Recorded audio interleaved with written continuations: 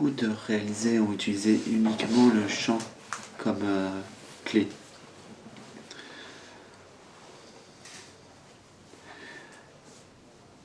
L'effet immédiat du chant, c'est que le monde disparaît quand vous chantez. Peut-être que vous l'avez peut-être pas vu au moment où vous chantiez, mais lorsque vous chantez, tout disparaît, le monde disparaît. Lorsque j'étais dans les Himalayas, une jeune Mexicaine est arrivée, elle était accro au cannabis, fortement accro. Et elle pensait se libérer du cannabis en allant dans les Himalayas, dans un ashram. Sauf que dans les Himalayas, le cannabis, c'est une plante qui pousse comme ça, comme l'herbe, il y en a partout. Donc elle était un peu en panique. Et elle va voir le sage de ce tout petit ashram, qui a été l'un des guides auprès desquels j'ai été le plus souvent dans les Himalayas. Et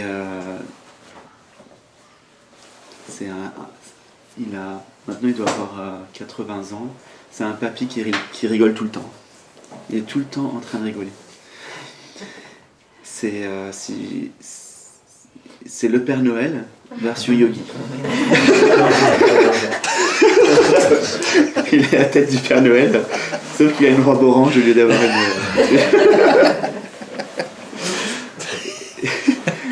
Et la première fois que je suis venu à l'ashram, on a tout de suite beaucoup rigolé. Et il m'a dit « Qu'est-ce que tu veux ?» C'est sa première question. « Mais qu'est-ce que tu veux toi ? Pourquoi tu viens de l'Occident et t'as traversé, t'as fait autant de kilomètres pour venir me voir ?» Et je lui dis « Mon seul souhait, c'est de réaliser Dieu. » Et il a pris sa canne, il m'a dit « Penche-toi en avant », il m'a donné un gros coup.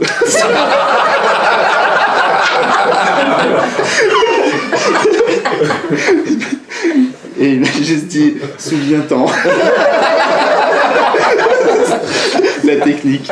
Et après, il était mort de rire. Je le comprends. Ça a aidé. Ouais, ça a aidé. Après, il m'a mis dans une chambre qui collait à la sienne. Et donc, j'étais le seul occidental et j'avais une chambre collée à la sienne. Et c'est un tout petit ashram, vraiment, il n'y a pas beaucoup de bruit, c'est très très silencieux. Et tous les matins, j'étais réveillé à 4h du matin par son rire. Je sais pas pourquoi, mais il rigolait dès le matin. Et voilà, toute la journée comme ça. Et c'est l'un des rares ashrams, c'est le seul, je crois, que je connaisse, où quand on arrive, on te dit ici, il n'y a pas de règles. Sauf, à l'époque, il disait ça. Maintenant, il dit pas ça. Maintenant, il dit juste, il n'y a pas de règles. Après, il dit, mais attention, aucune règle veut dire toutes les règles. Ça commence tel. Et donc, et à l'époque, quand il était encore en forme, il disait, ici, il n'y a aucune règle, sauf badminton à 15h.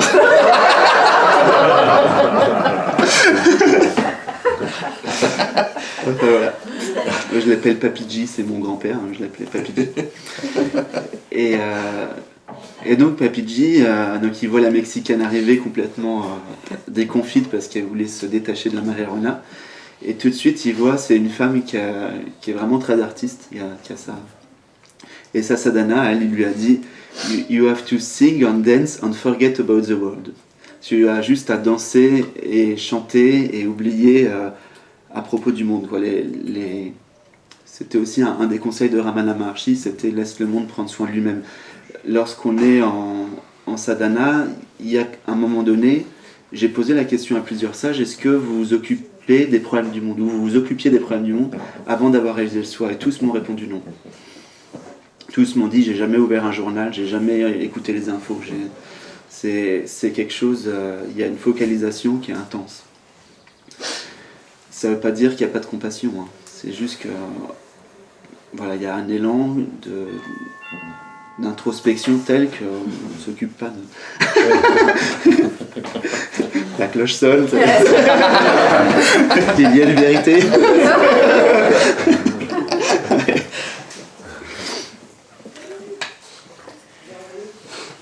Et ce sage, Swami Premananda, a côtoyé beaucoup de yogis dans l'idée qu'on a du yogi himalayen en Occident. Il y a beaucoup d'histoires avec des histoires de yogis, quoi. Des trucs incroyables. Donc il racontait régulièrement des histoires. Et il y en a une qui m'est revenue, puisque comme hier on parlait des siddhis et que quelqu'un a dit est-ce qu'il faut absolument, ah bah si on l'a dit aussi hier soir, est-ce qu'il faut passer par les siddhis pour réaliser le soi? Et donc Papiji a raconté cette histoire véridique de... Bonjour. Salut. Cette histoire d'un passeur qui était disciple de... Donc un passeur, dans les Himalayas, il y a des... Là, ça ne devait pas être dans les Himalayas, parce que c'est avec Ramakrishna Paramahamsa. Il y a des rivières en Inde, et pour traverser la rivière, on utilise un bateau, et il y a un passeur, il y a un gars qui fait traverser les gens en bateau. Donc il y avait un passeur qui était disciple de Paramahamsa Ramakrishna. Donc si ça vous intéresse, c'est vraiment l'enseignement traditionnel. Ramakrishna, il y a beaucoup de choses intéressantes dedans. C'est vraiment un sage reconnu dans toute l'Inde, comme Ramana Maharshi, comme Manandamani. Il y a des références comme ça. Si vous voulez être sûr de ne pas vous planter, moi je prenais vraiment des gens parce qu'on raconte tellement tout et n'importe quoi sur la réalisation qu'il faut vraiment prendre des gens solides, quoi. Donc eux, c'est des références absolues. Donc Ramakrishna, c'était une de ses références. Et à un moment donné, il faisait un satsang proche d'une rivière. Il y avait le passeur qui écoutait le satsang. Et pendant le satsang, il y a un yogi qui arrive au satsang en traversant la rivière à pied. Traduction, en marchant sur l'eau. Pour un occidental, ça fait bizarre. Pour un indien, c'est normal. Voilà. Et enfin, moi, je ne vais pas rentrer là-dedans, mais j'ai déjà vu des trucs un peu similaires en Inde. Donc, et là, donc le yogi arrive. Bon, il y avait quand même quelques personnes qui étaient impressionnées, dont le passeur. Le passeur, il n'était pas habitué avec les histoires de yogi, donc il voit le gars arriver en marchant sur l'eau, il fait waouh et tout, super impressionné. Et donc le monsieur arrive tout fier de sa démonstration et voilà, il s'assied au satsang. Et donc automatiquement la question du passeur vient envers Ramakrishna et dit quelle est la valeur de cette atteinte spirituelle. Et Ramakrishna, il lui dit combien tu fais payer pour faire traverser la rivière. Et donc le passeur a dit je fais payer 2 roupies. Bah, Ramakrishna dit ça vaut 2 roupies. Et 2 roupies c'est pas beaucoup. Excellent. Elle est très bonne. Ouais.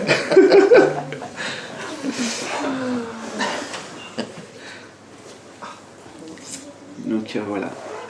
Il y a juste une petite parenthèse parce que j'en ai rencontré pas mal des yogis qui avaient des pouvoirs et il y en a certains qui sont très connus en Inde. Il y a des Américains qui viennent les tester, qui les mettent dans un aquarium pendant 24 heures avec des électrodes et tout. Et entre autres, il y a plein de trucs. Et tous ceux que j'ai rencontrés qui étaient là-dedans avaient vrillé complètement. Tous ceux qui étaient là-dedans avaient une collection de Rolex au bras, roulaient en Audi TT, avaient des mannequins russes comme disciples. Enfin, c'est des exemples. Mais c'est toujours, ça part en live, quoi. Quand les pouvoirs sont mis en avant, et on voit qu'il n'y a pas la paix. Ça, c'est clair et net. Il n'y a pas la paix. Ils ne sont pas en paix, ces gens-là. Le pouvoir ne donne pas la paix. Il y a eu un moment donné, quand j'étais adolescent, ou quand j'étais petit, je voulais être soit maître d'arts martiaux, soit musicien. Et même j'ai eu une phase où je voulais être moine Shaolin. Quand j'étais tout petit. Et j'ai gardé ce désir pendant longtemps. Et j'ai eu la chance de rencontrer vraiment des grands maîtres d'arts martiaux qui font des trucs mais incroyables. Et une fois, l'occasion s'est présentée. J'étais chez une sommité de l'aïkido en France, qui maintenant n'est plus là, mais qui était à l'époque la sommité de l'aïkido, et on m'a proposé d'être uchidechi, ça veut dire disciple à demeure, de vivre avec lui en permanence, quand j'avais 16 ans. Et en fait, c'était mon rêve depuis toujours. Et là, il y a un truc du cœur qui est venu et qui a dit non. Et j'ai même pas compris pourquoi. Et ensuite, j'ai compris, c'est qu'il ne pouvait pas me donner ce que je voulais. En fait, ce que je voulais vraiment, c'était la paix. À travers les arts martiaux, je pensais trouver une sécurité en étant, entre guillemets, invincible. Je pensais qu'on pourrait être en paix, mais en fait, non. Peu de temps après, j'ai lu une phrase du fondateur de l'aïkido qui disait « La seule victoire est la victoire sur soi-même ». Bon, après, c'est une façon de le dire. Hein. Mais voilà. Et il disait aussi il n'y a qu'un seul sommet, entre guillemets, c'est l'amour. Et c'est l'un des maîtres d'arts martiaux, Morihei Ueshiba, qui a réalisé le soi par la voie des arts martiaux. Bon, il y a beaucoup de voies possibles pour réaliser le soi, mais les arts martiaux sont une voie parmi tant d'autres. Donc oui. La question est sûrement totalement stupide, mais non. quand même, puisqu'elle est quand même omniprésente chez moi. Parce que j'ai rencontré beaucoup de maîtres spirituels éveillés. Mon ex-compagnon est censé être un être éveillé. Ma meilleure amie est également une personne éveillée. Et j'ai eu droit à des enseignements qui se contredisaient manifestement. Et donc ma question est celle-là. Puisque j'entends parfaitement et je comprends parfaitement cette relation à l'amour et à la paix intérieure, ça me semble évident d'être dans ces états-là. Par contre, comme l'éveil, c'est vraiment, de ce que j'en comprends intellectuellement, la relation à l'infini, donc cet infini qui se recrée en permanence, de quelle manière peut-on dire qu'on est éveillé, puisque manifestement c'est un mouvement infini? Donc est-ce que l'éveil ne se recrée pas?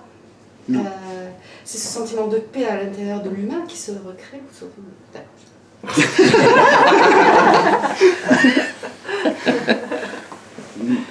Non. Vous êtes sûr?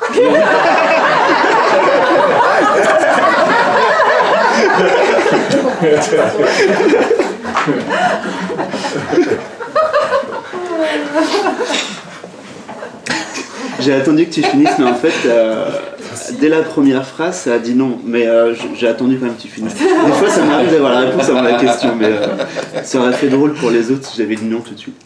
C'est non. D'accord, c'est tout. Ouais. En fait, ça, c'est une réponse finie. Mais tu sais, nous on brode pas mal dans notre style, mais il y a quelques sages où tu arrives avec une question qui fait 50 lignes et ils arrivent et ils disent bah non. Ou ils répondent pas. Ou ils éclatent de rire. Ou ils éclatent de rire. Ou ils disent aussi on a dit Ouais, c'est ça. À partir du moment où on ne donne pas l'expérience intérieure, comment je peux valider cette réponse? Parce que je suis psychanalyste, excusez-moi, je suis vraiment désolée.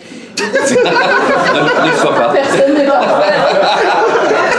Donc comment est-ce qu'on peut je suis obligée de valider la réponse de l'autre comme étant une non-réponse, comme étant quelque chose de l'ordre du savoir, parce que moi je ne sais pas. Et donc je me retrouve en situation d'être cette petite chose sans jamais...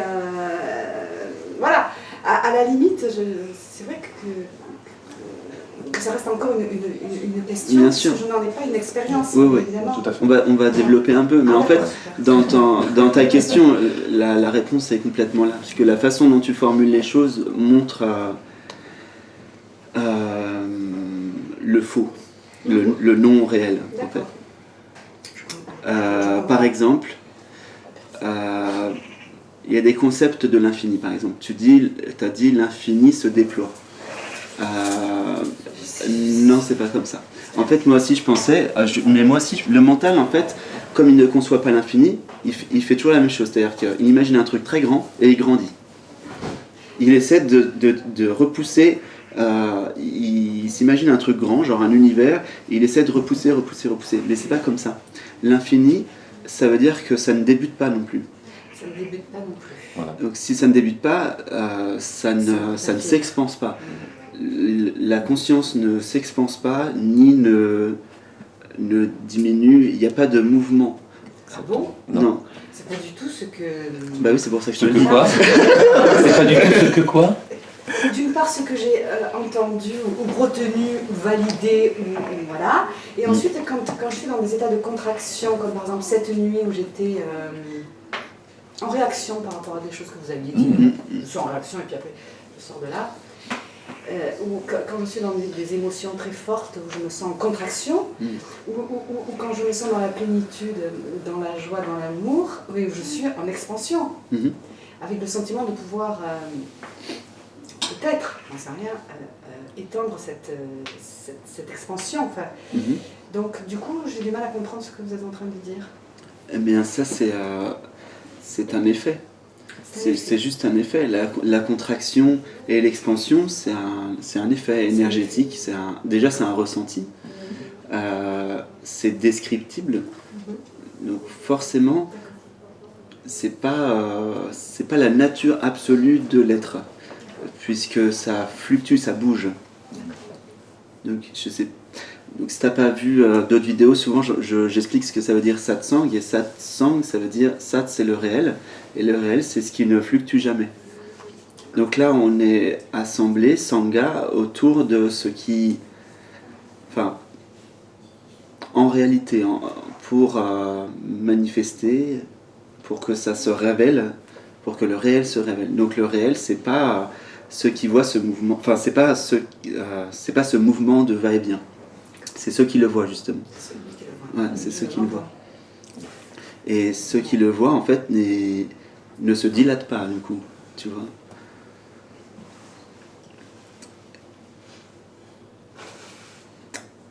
Et donc si tu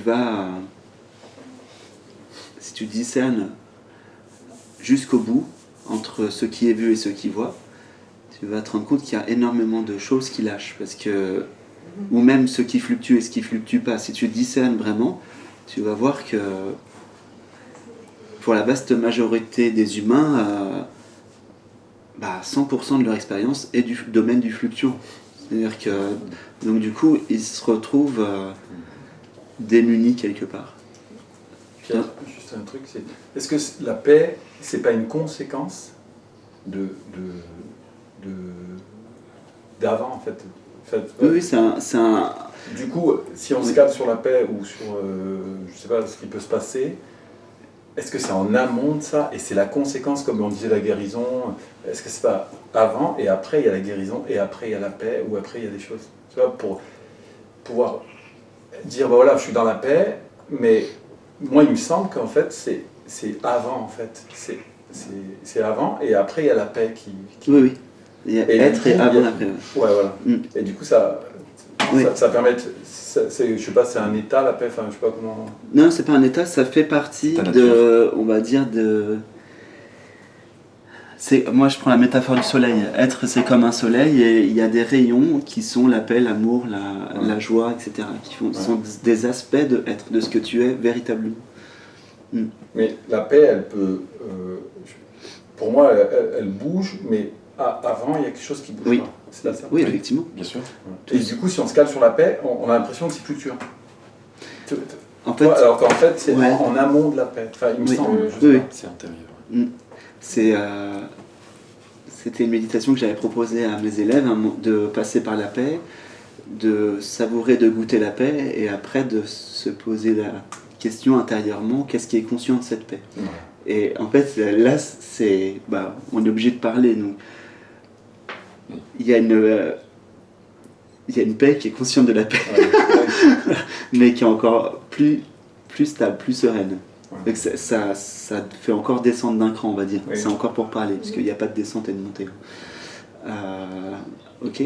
Donc oui, effectivement, il y a être et là avant tout ça.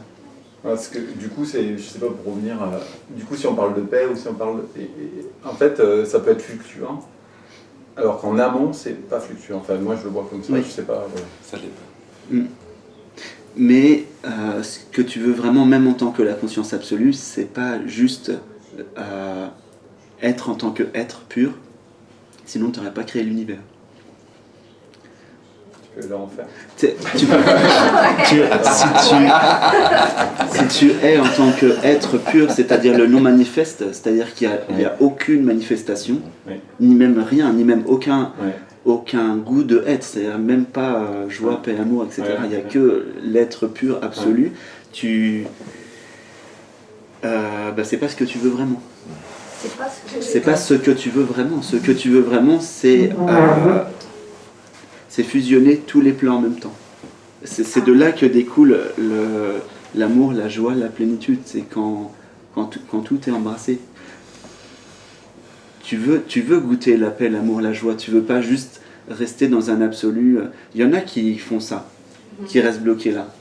Il y en a certains, ils pensent être dans la réalisation et en fait ils sont restés bloqués à une étape qui est l'étape juste d'avoir réalisé l'arrière-plan, c'est-à-dire ce qui est là avant toute manifestation, mais ils restent bloqués dans l'arrière-plan. Et là, il y a une dualité.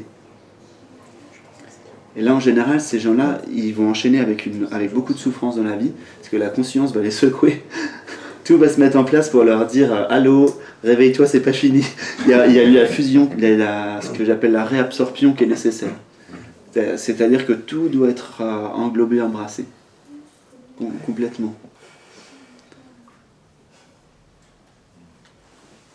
Je pense que c'était là où était justement mon ex-compagnon, parce que quand j'étais à côté de lui, je n'arrivais plus à le supporter après parce que je prenais feu, mais je prenais feu véritablement. C'était épouvantable, même quand je dormais chez moi et puis chez lui, je pensais un peu à lui, je prenais feu. Donc c'était horrible. Et mon autre amie qui était réalisée, elle m'a donné une expérience dont je me souviens avec incroyable amour.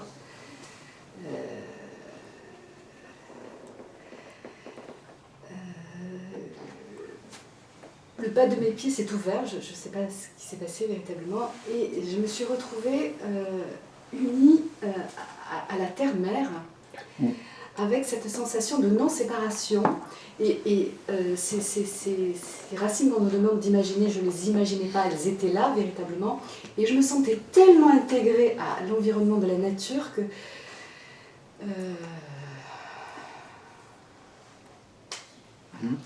Alors, quand vous me dites qu'il n'y a pas de haut et de bas, moi j'espère, bon c'est haut et c'est bas, et je trouve ça très compliqué parce que je me souviens d'une autre expérience que j'ai eue où c'était juste le haut qui s'était ouvert et où j'étais dans une unité avec le soleil, dans un autre type d'expérience et j'ai l'impression de fluctuer constamment entre ces... voilà, de monter, de descendre. C'est normal, c'est des expériences, comme des allers-retours en fait. C'est des allers-retours. Ouais, il n'y a pas une permanence. Il commence à y avoir un peu de permanence de, voilà, maintenant. de joie, d'amour. Mais ça, c'est toujours présent. En fait, c'est toujours là, c'est ta nature. Oui, mais elle commence à devenir un petit peu plus... voilà. En fait, tu commences à prendre conscience que c'est un petit peu plus là. Mais en fait, c'est toujours été là.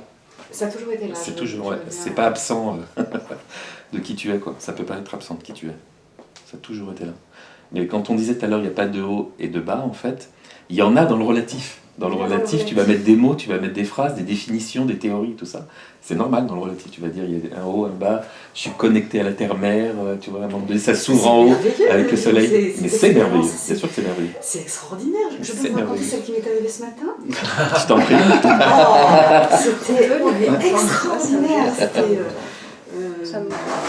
Bon, on en parlera après. Ouais. C'était extraordinaire. Je la déguste encore parce que quand je suis prise dans mon besoin d'être dans le contrôle ou dans des choses scientifiques, quand je vis des moments comme ça, je me dis mais c'est juste extraordinaire. Ça fait 2 jours et demi que je suis enfermée, le barillet de ma porte était bloqué. Donc je ne pouvais ni sortir ni rentrer. Alors comme je vis dans une maison, je passais par le jardin. Je mettais une échelle pour sortir de mon jardin et une autre échelle pour sauter. Parce que comme j'ai toujours des talons, c'est pas pratique. Tout le monde va faire ça pendant 2 jours, mais ma porte d'entrée est bloquée. Et je suis là, je traficote, je regarde et je ne peux pas appeler un serrurier parce que mon syndic va me créer des problèmes. Il faut que ce soit qu'il aura lieu lundi. Gros souci. Donc je fais ça depuis 2 jours et demi. Bien évidemment, j'invoque la grâce, j'invoque tous mes maîtres spirituels, je traficote, rien ne se fait. Rien. T'as pas invoqué le bon alors? Ça dépend, Problématique. ça dépend comment tu les as invoqués. Si tu les invoques à l'extérieur, effectivement. Je les tu les invoque as- à l'intérieur. Mais c'est exactement ça en fait. Exactement. C'est exactement ça. Cette nuit, j'ai résolu un problème psychique que j'avais par rapport à une personne. Et je me lève et je vais à ma porte. Je dis, je ne vais pas repasser par la fenêtre et tout. Alors je traficote, je n'ai rien à faire. Purée, j'en ai marre. Alors j'essaie de rentrer, de fusionner avec la... J'essaie des trucs, d'aimer cette séduction, de faire Sésame, ouvre-toi. Rien. Alors là, vraiment, la colère me prend. Je dis, nom de chien, tu vas t'ouvrir, oui. Et je... Oh. Et elle s'est ouverte. Elle s'est ouverte. Et... j'ai trouvé que c'était le délice de vivre ces expériences-là, de laisser la grâce agir en fait, de laisser la présence de Dieu agir à travers moi quand je suis juste une petite humaine.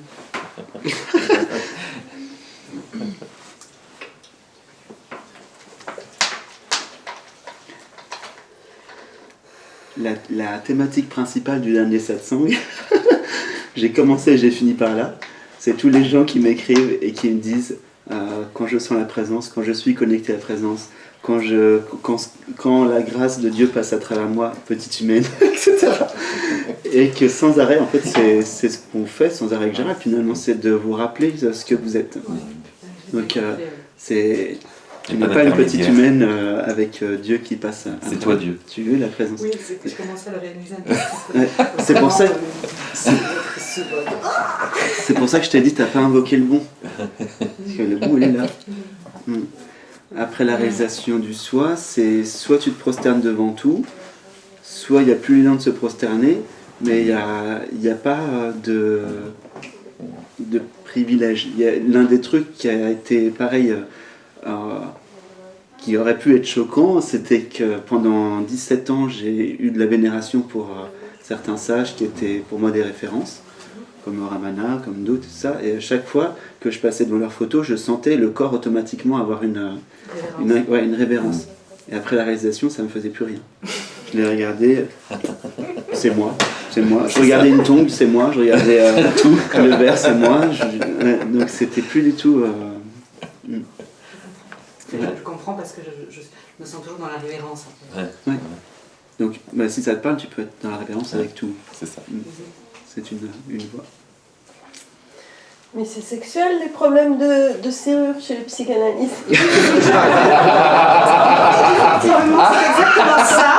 Je n'ai pas osé le dire par défense, cette grande assemblée que nous sommes, de Dieu. Mais c'est totalement sexuel, bien évidemment.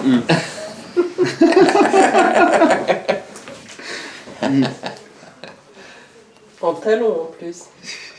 Sur les chaînes.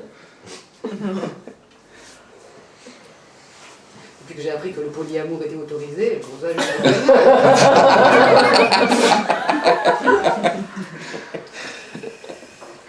On en a remis sur la sexualité dans l'histoire. Qu'est-ce qu'on en a mis des couches et des couches. Oui.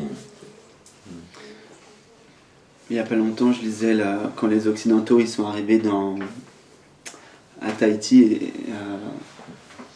C'est rare que je lise, mais là je lisais. Et en fait, comment ils ont fait pour asservir le peuple? En fait, ils leur ont couvert le corps, ils leur ont mis des vêtements en fait, et ils leur ont dit ils leur ont inculqué la notion de péché, culpabilité, et c'est pas bien tout ça. Et c'est comme ça qu'ils ont réussi à les asservir, quoi. Donc c'est... Voilà. Mais à la base, il n'y a pas de problème. Aucun enfant n'a de problème avec ça. Non. Il n'y a que les adultes qui se prennent la tête avec ça. Mais ça m'a pris la tête aussi. Dans la sadhana, ça m'a beaucoup pris la tête. Ça m'a pris la tête sans arrêt. Maintenant, c'est plus du tout. C'est vu comme sacré comme tout le reste. Tu vois, hier, on était en terrasse à un bar et il y avait un petit gamin de 3 ans, là, qui te faisait du charme, qui était sans arrêt en train de jouer avec lui. Et la mère est venue à un moment, elle a dit, ça me revient là maintenant, elle a dit, ah oui, il est dans son jeu de séduction. Et tout de suite, c'est l'étiquette, alors que lui, Ouais. il était juste dans la joie, quoi, Ouais. de jouer. Dans le jeu tout court, ça suffit. Dans le jeu, quoi. C'est ça. Et tout de suite, 3 ans, il joue la séduction, quoi. Il fait son jeu de séduction. Tout de suite, c'est Ouais, catalogué.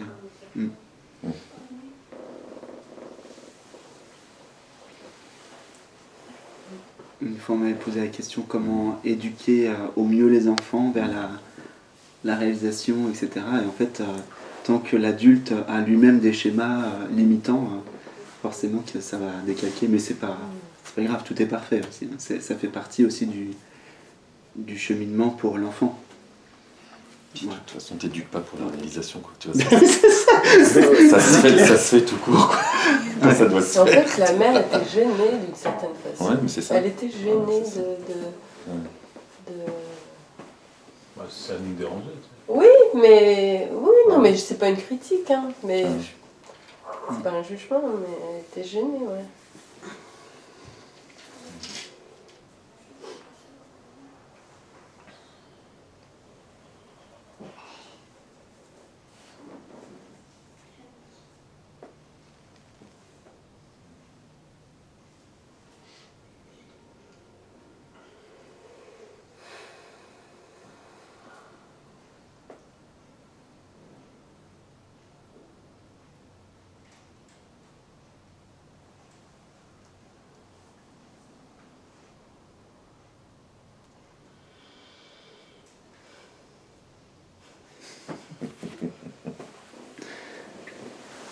Est-ce qu'il y a d'autres questions? Souvent le lendemain, le dimanche, il y a plus de questions, c'est pour ça que... Oui. Oui, il nous a tapé le... Ah oui, c'est vrai, j'ai vu aussi. Eh bien, il m'a dit plus tard que c'était une bénédiction. Et il m'a dit aussi qu'il y en a qui payaient très cher pour ça. C'est- Pas avec lui, hein, mais avec d'autres maîtres d'autres maîtres qui font payer cher la réalisation. En Inde. Les maîtres zen, souvent, ils se prennent des coups. Oui, Ouais. ils ont une badine. Mazo, quoi. Il y avait une série, je ne sais pas si vous connaissez, mais ça s'appelait Kung Fu. Oui. Oui. Oui. Voilà, les épisodes. Avec David Carradine. Voilà, ceux qui sont peut-être âgés, qui doivent Petit bien scarabée. Mais bon, enfin, il a mal fini, je crois. Mais bon, c'est Ouais. pas grave. Bah, c'est rigolo, quoi. Au vu de la Bah, disons conversation que ça- qu'on vient ça- d'avoir, c'est rigolo, quoi. Il a très mal fini. Ça m'a fait de la peine pour lui parce que je me suis dit c'est bizarre, il était un si beau personnage que la personne en elle-même, j'étais surprise de sa femme. Bon, ça c'est une parenthèse. Mais on voit souvent effectivement les maîtres qui sont là et qui donnent un petit cours à leurs élèves. Et qu'est-ce qu'on ressent à ce moment-là? Parce que vous avez eu qu'un seul cours, ça va ou pas? Non, il en prend plus. Qu'est-ce qu'on ressent à ce moment-là? Ça dépend des gens, ça dépend du moment, puis c'est Oui. propre à chacun. Ouais. Il y a des gens qui ont réalisé le soi avec Dès le départ? une claque Ouais. par un yogi ou un maître. Oui, ça, C'est parce que c'était comme ça, quoi. Pas une façon de dire... Enfin, de pas se prendre au sérieux, ou je sais pas... Non, mais ça fait partie des techniques pour se souvenir des choses, C'est dans effectivement. la tradition. Hein. Il y a réellement il y a un mot pour ça en hypnose. Où on va, hein? Un ancrage. Oui, c'est ça. On va appuyer sur un bouton du corps et ça va te remettre dans un état. Donc voilà. Effectivement, j'en suis souvenu après. C'est marqué à vie, quoi. Ouais. Bah maintenant, ça n'a plus lieu d'être, mais à Maintenant, l'époque, ça ah m'a... oui, Ouais. ça- Mais c'est quelqu'un qui est... Enfin, quelqu'un. Ce sage-là, c'est c'est typiquement le yogi à l'ancienne. Depuis enfant, à l'âge de 5 ans, il allait dans la forêt il pensait qu'en priant Dieu allait apparaître. Moi aussi, je pensais ça à une époque. Et puis qu'il allait pouvoir fusionner ou je sais pas quoi. Et puis, à l'âge de 10-12 ans, une question a émergé de lui qui était insupportable parce qu'il n'avait pas trouvé la réponse. Il avait entendu un sage qui devait passer dans son village, je crois, quelque chose comme ça, dire que tout était un, justement, et en même temps multiple. Et cette question l'a hanté tout le temps. Il voulait savoir en quoi peut être un et tout peut être multiple en même temps. Et un jour, il est tombé sur un livre de Swami Shivananda, qui est une référence en Inde aussi, enfin, vraiment quelqu'un de très connu. Et en lisant le livre, il y a une phrase dans le bouquin qui dit « Come to me, I will make you a saint ». « Viens à moi, je ferai de toi un saint ». Et au moment où il a lu cette phrase, dans son cœur, il y avait un tel désir en fait qu'il n'a pas pu continuer le livre. Et cette phrase est tournée en boucle, 24 heures sur 24. Pendant 15 jours, il entendait tout le temps ça. Et finalement, il était jeune, il vivait chez ses parents. Et il a profité d'un voyage scolaire, c'est énorme, pour rentrer dans un train subrepticement, tu vois, sans argent, sans rien.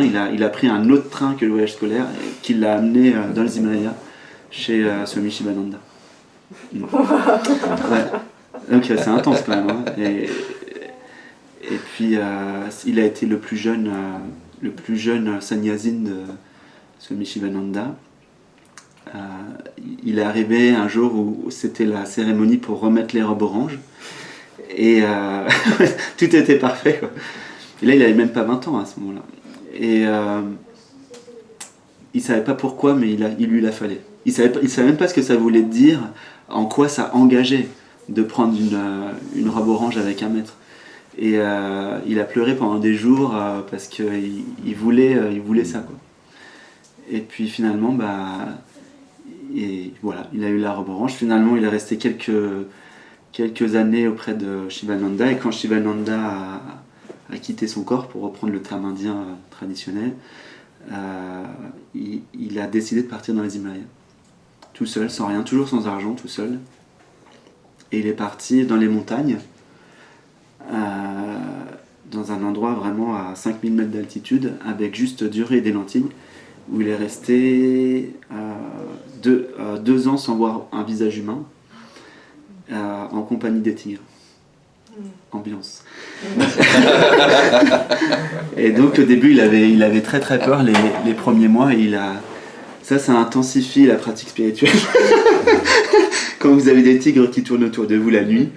Donc il priait la mère divine constamment, et un jour il a entendu, il a eu une révélation que plus jamais les tigres l'embêteraient. Et j'ai un ami qui vit à cet ashram là-bas, et qui m'a raconté qu'une fois ils étaient dans les Himalayas avec Papiji, et qu'il y a un tigre qui est arrivé, il se baladait comme ça, il y a un tigre qui est arrivé. Un tigre, c'est quand même assez agressif. Hein. C'est pas un lion, c'est pas une lionne, c'est plus agressif encore. Et Papiji, il a juste dit au tigre, va-t'en, tu lui fais peur. Et le tigre a fait demi-tour et il est parti. Donc c'est un exemple. Voilà, une histoire de yogi. Mais à côté de ça, il y a la simplicité. C'est quelqu'un qui par exemple, regarde aujourd'hui pas mal les matchs de cricket à la télé. C'est pas trop l'image du sage, quoi. Il est mort de rire en regardant le cricket à la télé. Et une fois j'étais là, il y a une disciple qui lui dit, mais pourquoi tu regardes le cricket, pourquoi tu fais pas, je sais pas, de la méditation? On s'imagine qu'une fois qu'on a réalisé, on continue à méditer, à faire des trucs et tout. Et en fait, non, jamais. Hein. Aucun réalisé ne médite. Bon, on peut s'asseoir comme ça, mais il n'y a pas de méditation à proprement parler. Et là, il lui dit, en éclatant de rire, parce que des fois, j'en ai un peu marre de parler de Dieu toute la journée.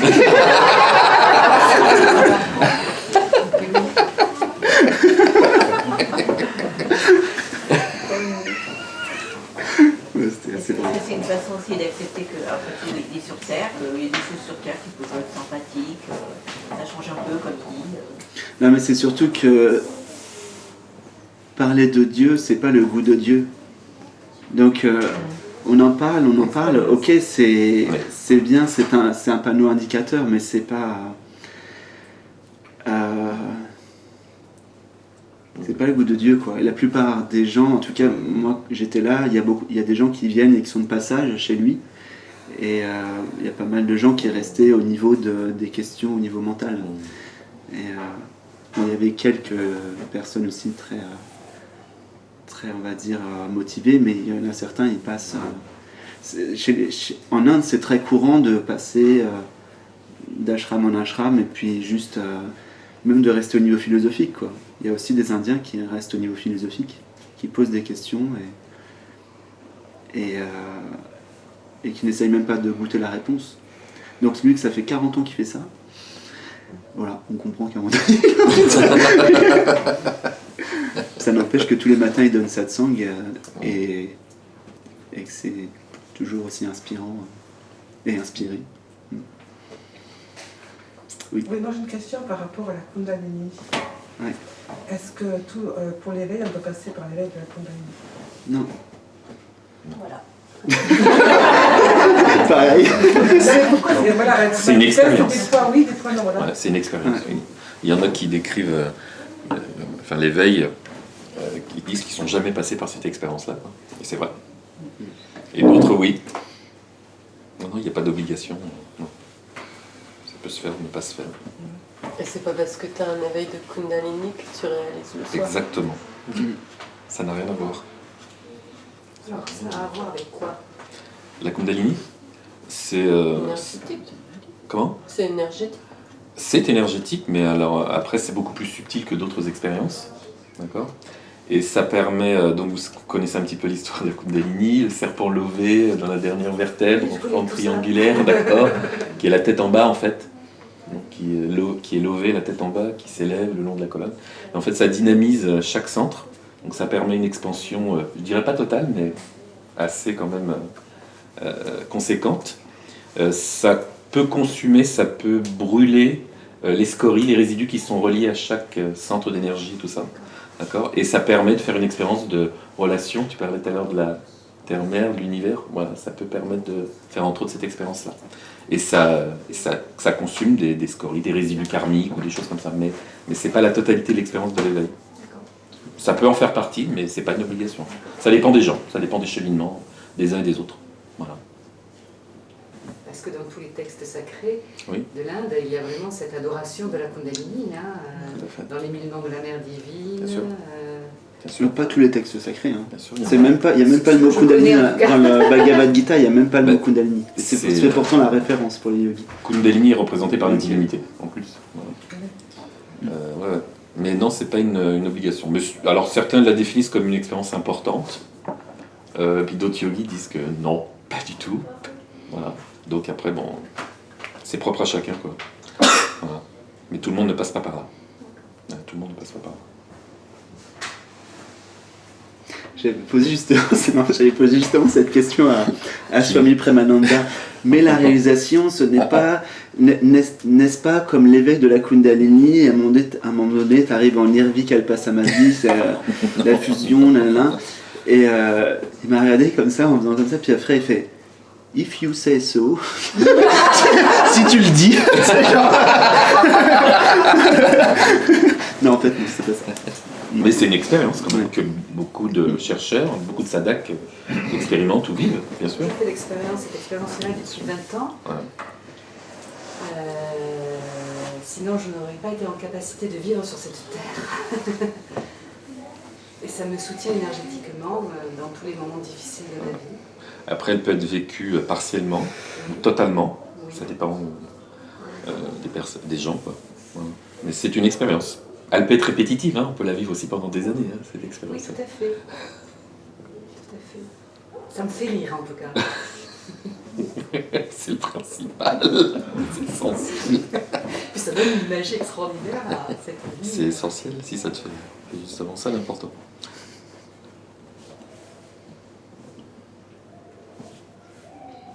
moi j'ai une question. Ouais. Sur le. Oh putain.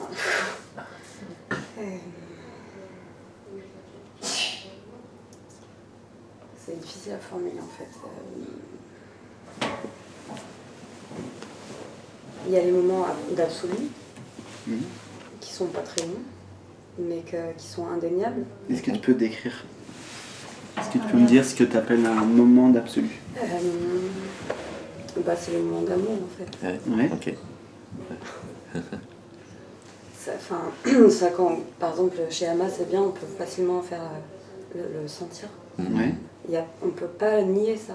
Oui. Donc c'est ça. Et après, on retombe dans le relatif. Ouais. Donc il y a la vie, et concrète.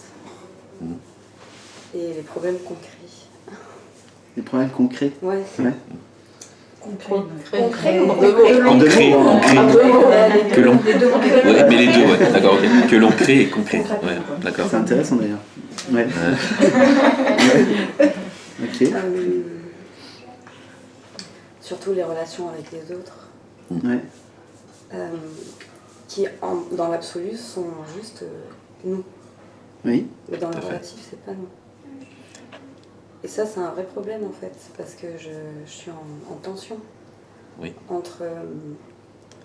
Hier, vous parliez de vampirisation. Et souvent quand comme hier par exemple en partant d'ici, il n'y avait plus de questions et puis il n'y avait plus de problèmes. Ouais, ok.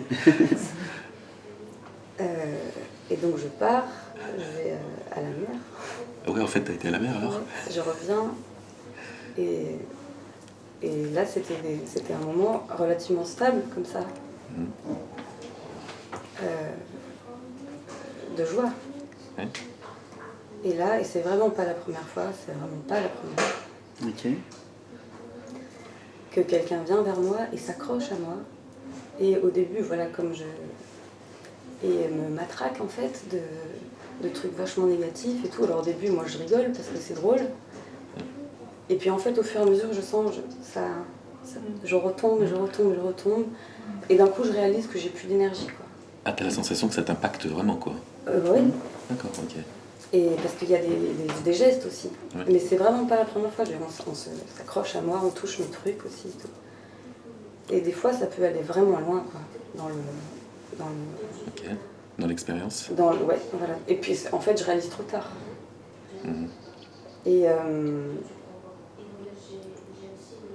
donc, je me sens coincée, en fait, parce que c'est comme si ce cheminement était dangereux, en fait, pour moi. Ah, ok, d'accord. Parce que je me retrouvais face à des situations que je peux pas... Mais t'as l'impression que ça fait écho à quelque chose, que ça te rappelle quelque chose? Parce que ça, c'est important quand même. Ça, dans ta vie, ou quelque chose qui a pu arriver justement aussi que ça t'empêchait de respirer, d'avancer. Je suis coincée en fait. Ouais, c'est ça. Ni une voie ni l'autre. Enfin, c'est comme si... en fait, je sais pas comment le prendre. C'est comme si j'avais fait quelque chose de mal en fait. Que j'avais bugué quelque part pour que ce genre de choses Ah oui, m'arrive. d'accord, ok. Ah oui, tu l'interprètes comme ça. Et il y a aussi la tension, je parlais de tension, entre l'idée que comment est-ce que quelqu'un peut être dangereux pour moi alors que c'est moi. Ouais, ok. Ça, c'est l'absolu. Et dans le relatif, bah oui, c'est quand même... à la fin, je suis hagarde et vidée. Et oui, il y a objectivement des situations où il faut se protéger, mais sauf que je capte ça toujours trop tard et je me demande en fait quel rôle ça joue. Qu'est-ce que j'ai pas bien fait? Qu'est-ce que ça veut dire? Qu'est-ce que je dois faire? Est-ce qu'il faut que j'avance quand même? Enfin, je peux pas rester là d'où je suis partie. Et si je continue, c'est encore plus dur.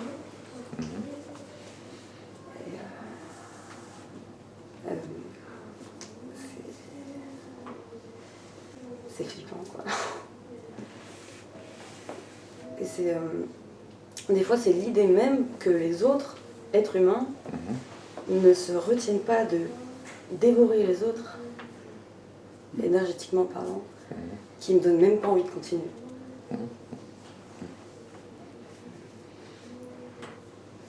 Oublier les problèmes du monde, il y a des moments où je me dis, ben, j'arrive même pas à ça.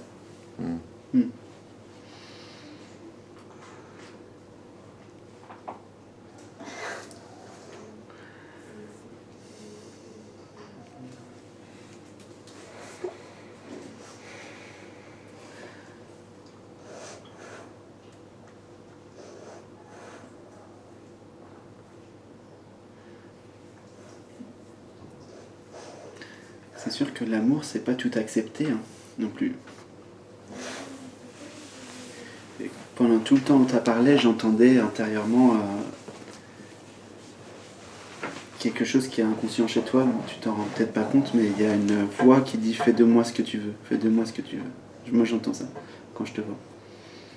Il y a quelque chose, quand tu es dans cet état d'ouverture, qui envoie, il y a cette information, fais de moi ce que tu veux. Et que les gens sont plus ou moins consciemment captent. Si tu envoies cette information, c'est qu'il y a quelque chose comme certainement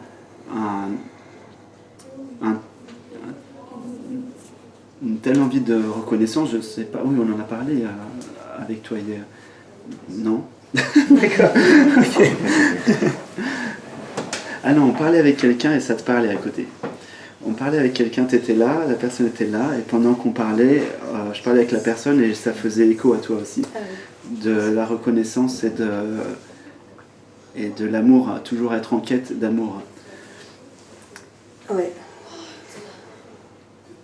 Mais c'est quand même normal de vouloir être en relation avec les autres. Enfin, c'est un truc que je crois que j'ai pas compris dans l'histoire, dans le jeu.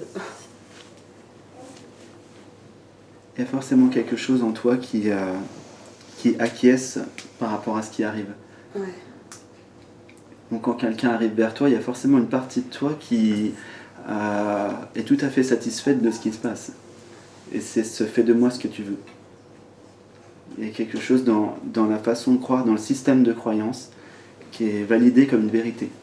Que je peux pas réagir en fait. Que l'autre peut disposer de toi. Je sais pas. Qu'il a le pouvoir. Ouais.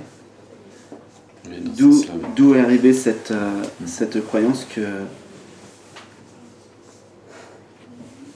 Ça te parle ou pas ce que je dis? Souvent ça remonte à loin, un truc comme ça. Et donc, est-ce que tu as besoin. Ce que tu veux fondamentalement, personne ne peut te le donner.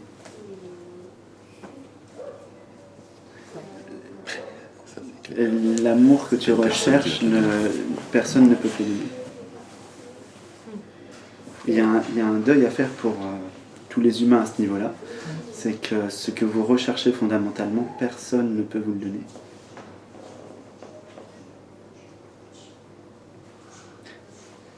À partir de là, si tu es autosuffisante, finalement, tu n'as plus besoin d'entrer dans le... Comment dire? Tu n'as plus besoin d'avoir... voilà, cette attente justement qui fait que tu veux obtenir quelque chose de la relation. mais alors la relation, c'est quoi aux autres? La relation, c'est juste un jeu. Il y a pas, idéalement, ça devrait être juste jouer à se reconnaître, c'est tout. Pas un deal. C'est pas, oui, exactement. C'est pas un deal. En fait. C'est pas. J'attends que tu me donnes quelque chose, et j'ai le sentiment d'exister à travers toi qui me donne quelque chose. Et ça, c'est tellement fréquent. Oui, exactement. Il n'y a aucun enjeu. Il n'y a pas d'enjeu.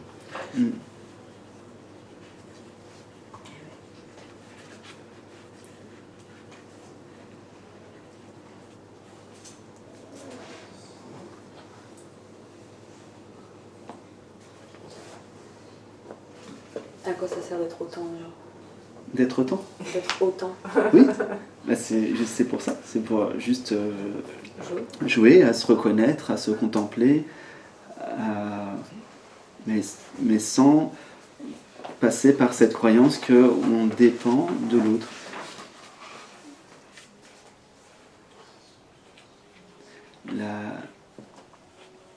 L'échange que tu as eu hier soir, par exemple, est un jeu en fait. Si on regarde justement du point de vue absolu, c'est un jeu qui te révèle à toi-même.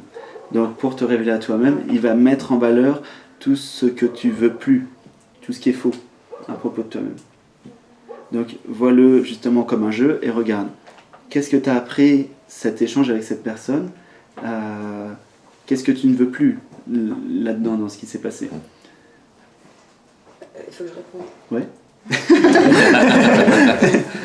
Qu'on me touche quand on n'est pas envie, déjà. Ça m'énerve. Ça, c'est... Qu'est-ce que je veux plus? Me faire bouffer. Oui, tout accepter, effectivement. Et alors, maintenant... Je veux surtout plus avoir peur de l'autre. Ouais. Ni de moi, d'ailleurs. Parce que ce que ça sous-entend, c'est que je peux pas me lâcher. Parce qu'on parle beaucoup du lâcher, de que ça lâche. Ouais. Et... Parce que ça sous-entend qu'il faudrait que je reste constamment en vigilance, parce que si je lâchais, justement, j'aurais cette tendance à vivre n'importe quoi, finalement. Quand tu parles, j'entends toujours l'inverse de ce que tu dis. C'est... Est-ce que tu peux commencer une phrase par j'aimerais tant que tu me bouffes parce que... Non.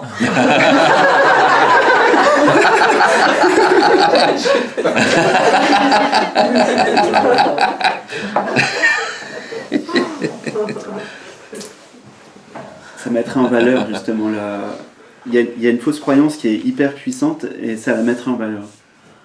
Il y a quelque chose en toi qui justifie ça, sinon ça ne se passerait pas. C'est obligé. Dans l'inconscient, dans le subconscient, il y a quelque chose en toi qui justifie. J'ai pas l'impression de pouvoir m'en souvenir en fait. En fait, je veux même pas que tu t'en souviennes. Ouais. Je veux juste que tu me dises ce qui te passe par la tête, tu laisses venir et surtout, on va voir ce qui se passe. Mais prends ça comme un jeu, juste simple. C'est une bêtise, on est des enfants, on rigole. J'aimerais tant que tu me bouffes parce que... Ou une autre femme, hein. J'aimerais tant que tu fasses de moi ce que tu veux parce que... Je peux pas. Qu'est-ce qui se passe dans le corps? C'est ça qui est intéressant. Ça veut pas. Et ça fait quoi dans le corps? Ça bloque. Enfin, ça bloque. Là, j'ai chaud, mais... Oui. C'est dangereux de dire un truc pareil.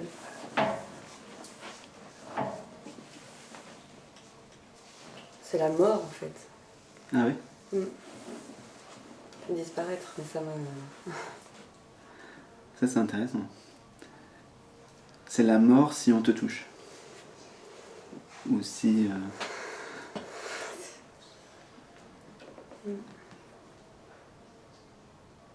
À quel moment dans... C'est quoi ton prénom? C'est ça. Non. Ouais, non. Ah oui, d'accord, ok. Dans la petite fille, à quel moment ça a une réalité, ça? C'est la mort qu'on me touche. C'est la mort qu'on fasse de moi. Oui, c'est ce qu'on m'a raconté, c'est mon éducation. C'est comme on m'a élevé, oui. Le monde est un danger. Ah ouais, le monde est un danger, tu vois. Et je suis une proie, en fait, D'accord. dans le discours. Ouais. Et c'est papa ou maman? C'est plutôt mon père. Ok. Et lui-même, il agissait comme ça aussi, dans la Complètement. peur? D'accord. Ouais. Voilà. Donc ça Mais t'appartient ça, pas alors? Mais oui, je le sais, je l'ai éprouvé ça. Là. Je le sais, d'une, je le sais. Deux, je l'ai déjà ressenti, ce qu'il y avait à ressentir avec ça. Le programme, il est toujours là. Oui. Oui, manifestement, parce que les scènes se répètent. C'est facile de voir quand c'est lâché, c'est quand ça se répète pas. Donc les scènes répétées montrent que, ok, tu as peut-être conscientisé, tu le sais mentalement, Mais au niveau émotionnel, il y a encore un truc. Ce qui le prouve, c'est justement que tu n'arrives pas à dire j'aimerais tant que tu me bouffes parce que. S'il n'y avait aucun problème, tu pourrais dire j'aimerais tant que tu me bouffes parce que ce serait tellement marrant. Tu vois. Ça J'ai envie de réactualise. goûter la disparition. J'ai envie de goûter à la disparition. Ça réactualise en fait le programme. Malgré que tu l'aies vécu, que tu le sais, tout ça. Il y a quelque chose qui est réactualisé quand même. À ce niveau-là. Je sais pas quoi dire. Ah bon, c'est Ton père, il te le disait de quelle façon De quoi justement que t'étais une proie, que le monde est dangereux, que ceci. De quelle façon Ah voilà, c'est parce que je voulais savoir parce que en fait, on sent aussi chez toi que non seulement t'as peur, toi, de l'autre, tout ça, mais t'as peur aussi de tes réactions. Ouais. On sent que si vraiment tu balançais la sauce, quoi, tu pourrais aussi matraquer toi aussi à ton tour, tu vois. Ou la mini, on sent qu'il y a un truc comme ça. Voilà. Mais si ça doit sortir comme ça, ça s'accueille aussi, quoi, tu vois. Ça peut aussi sortir comme ça. Ça peut être très percutant, quoi. Des fois, c'est pour ça que c'est pas toujours oui. À mon avis, ça peut aussi, la conscience peut s'exprimer en disant, ben non. Voilà, non. Ah oui, mais tu vois, ça insiste. Ah, non. Je te conseille, non. Tu vois. Ça peut aussi donner ça, quoi. Il y a de l'amour dans le non. Eh oui, carrément. Oui, mais ça, j'ai carrément, bien carrément. compris. Et C'est compris, quoi. Oui. Mais... Non, je pense pas que ça soit compris là. Ça doit être. C'est là. C'est compris, Vraiment mais là. il y a encore le message C'est là. subconscient que tu envoies, Ouais, que le corps c'est ça. envoie. Ouais. qui se C'est actualisé à nouveau pour ça. Mais. Mais qu'est-ce que je vais faire Bah, Et- ce que je te dis. Non, mais si tu essayais de te mettre en scène et de jouer le jeu, de voir, enfin, c'est même pas de voir, juste, mais pour, comment dire, trouve-moi des bonnes raisons pour qu'on fasse de toi ce qu'on veut. Tu vois ce que je veux dire? Faites de moi ce que vous voulez parce que il y a au moins 2-3 bonnes raisons. Pourquoi on devrait faire de toi ce qu'on veut? Est-ce que tu penses qu'il pourrait y Pourquoi on avoir un devrait but à toucher ça, quoi? Pourquoi on devrait me toucher? Ouais. Pourquoi?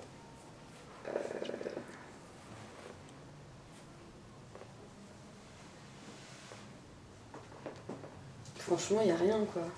J'arrive pas. Ouais. Je suis désolée, j'arrive pas. Ça fait comme ça, là. La ligne. Ok. Et en quoi ce serait une mort pour toi d'être touché? Ça, c'est un peu la question.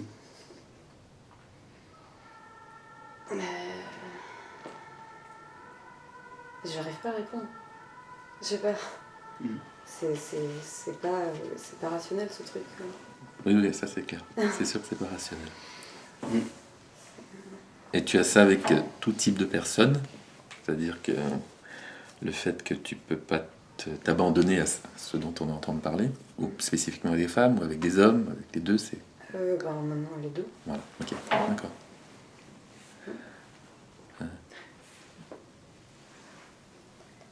Qu'est-ce que l'autre pour toi? Qu'est-ce que l'autre pour toi? Tu marches la nuit sur un trottoir, il y a une personne qui arrive, tu vois qu'une silhouette. Qu'est-ce que l'autre pour toi?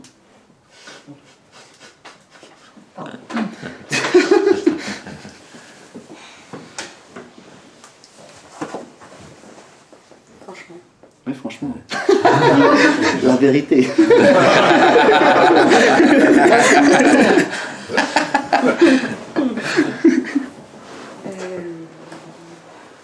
Oui, franchement, un danger, je crois.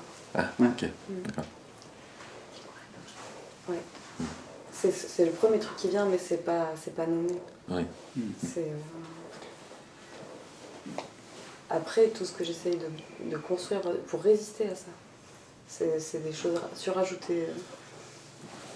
Mais non, le premier mouvement, c'est la peur. D'accord. Ouais. Et de tout, et de tout.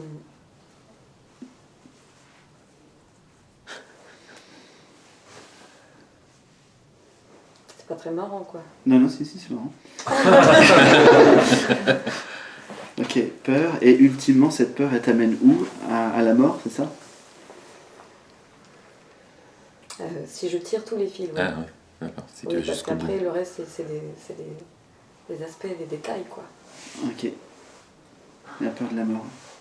Ah, mais la dissolution, en fait, c'est un truc comme ça. Ouais. C'est... Ouais. C'est comme si La peur de j'existais la pas, mort. Ouais. depuis le départ. Ouais. Mais ça connecte directement à la reconnaissance, justement, à travers le regard de l'autre. Il y a un paradoxe énorme entre je veux que l'autre... inconsciemment, il y a quelque chose de fort, moi, quand je te vois, qui dit, au contraire, viens me toucher, quoi. Viens me voir, en fait. Il y a les deux en même temps. Ben, je sais, je suis prise en étau entre ça. Ouais. Ouais. C'est compliqué. Il y a la réalisation à un moment donné que la mort est un mythe. Et c'est... C'est un mythe. Est un mythe. Il y a que par l'intériorité que tu vas pouvoir te rendre compte que quand bien même tout ce qui compose le personnage serait dissolu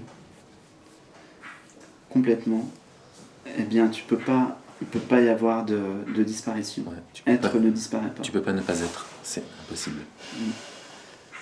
C'est la seule chose justement qui reste. Et il y a que avec cette réalisation qu'après tu n'as plus besoin de reconnaissance. Mais sinon, plus ou moins chez tout le monde, il y a un besoin de reconnaissance qui est là. Plus ou moins fort. Et plus tu vas avoir peur de la mort et de la disparition, et plus tu vas avoir besoin de la reconnaissance, du Mais en regard même des temps, autres. je suis allée tout le temps la chercher. C'est ça qui est bizarre. De quoi, la peur de la mort? Non, la mort. T'es allé tout le temps la chercher? Oui, sans faire exprès ou en faisant exprès. Ou... Non, c'est pas bizarre, c'est pour te révéler qu'il n'y en a pas. Maintenant, ça va avec. Ouais. Ouais.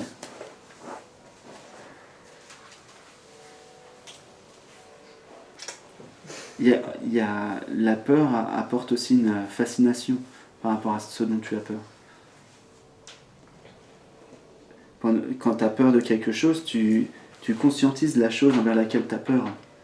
Moi, tu parlais du chemin de Saint-Jacques-de-Compostelle hier, et en fait, moi j'avais une peur qui était là depuis tout petit, c'était la peur des chiens, parce que je me suis fait mordre voilà, quand j'étais enfant à la cuisse. Et en fait, cette peur qui était là tout le temps en arrière-plan, à un moment donné, je me suis dit, je vais la voir en face, quoi. Je vais voir si c'est vrai. Je me suis dit, je vais prendre mon sac à dos, je vais marcher, je suis allé en Espagne, je suis parti de Saint-Jean-Pied-de-Port, je suis allé jusqu'à quasiment Léon à pied, et je traversais tous les villages et les villes la nuit, et il y en a certains, c'est des genres villages abandonnés, il n'y a que des chiens qui grognent quand tu passes, tout ça. Les bonnes conditions. Ouais, les super conditions. Et en fait, j'avais super peur à ce moment-là. Mais juste avant de partir au chemin de Saint-Jacques, comme par hasard, la présence joue tout le temps. Hein. J'ai vu un film, et le film, ça disait dans le film, on n'est pas courageux quand on ressent plus la peur, on est courageux quand on a peur, mais qu'on y va quand même. Et en fait, je me suis dit, ok, bah, j'ai peur, en fait, et je l'accepte, et j'y vais quand même. Je traverse l'expérience.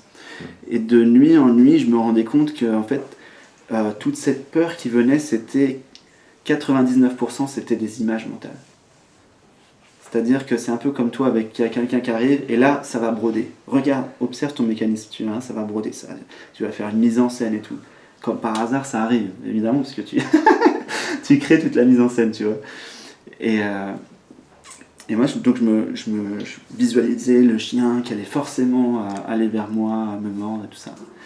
Et finalement, rien ne s'est passé, sauf le dernier jour, et là je me rappelle maintenant, c'est marrant. Le dernier jour, il y avait un tout petit Yorkshire haut comme ça,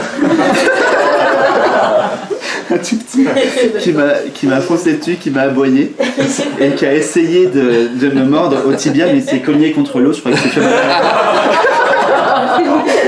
Ouais, finalement, c'est lui qui s'est fait mal, je pense. Et donc, voilà, c'était. Il y a une symbolique derrière.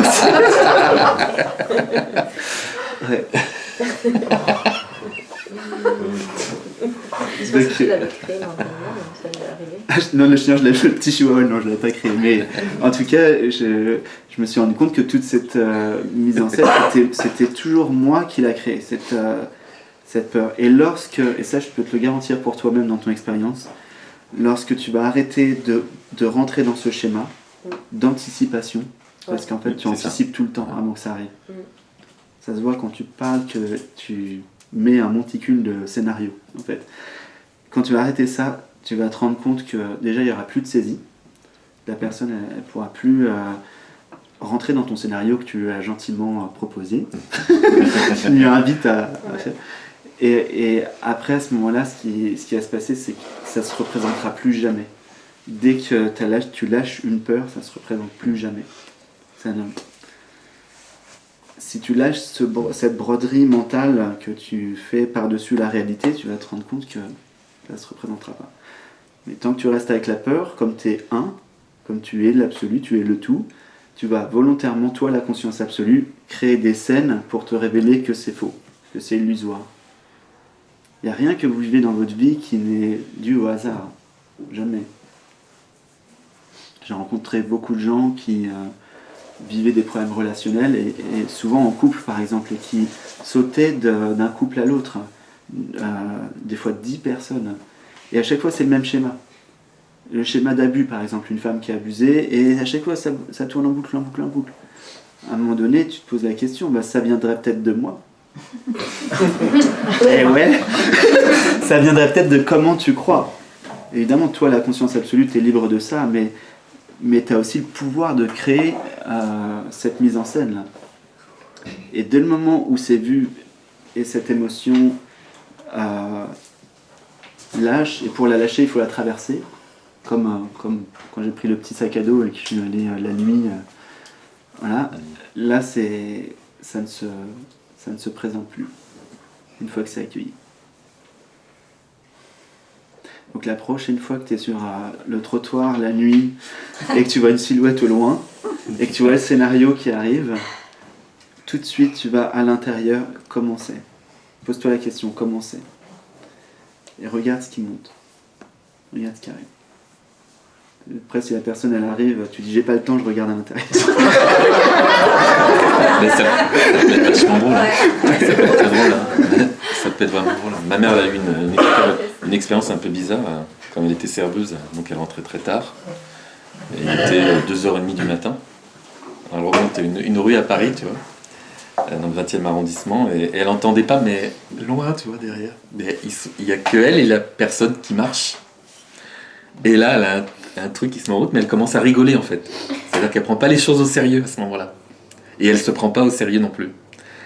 Et du coup, elle fait, ouais, alors c'est un mec, elle se retourne pas, elle fait, c'est un homme, il va accélérer à un moment donné son pas, il va arriver jusqu'à mon épaule, il va me taper sur l'épaule, il va me demander une clope. Et elle commence à sourire, quoi, tu vois, dans le truc. Et ça accélère, le mec accélère, le type, c'était un type, donc en fait, il accélère son pas, il se met à côté de son épaule, il tape sur l'épaule, t'aurais pas une clope? Et là, elle est partie dans un fou rire, mais un truc de fou, tu vois, en hurlant de rire. Et le mec a eu tellement peur. Le mec s'est mis à hurler dans la rue, c'est une folle. Et il est parti en courant.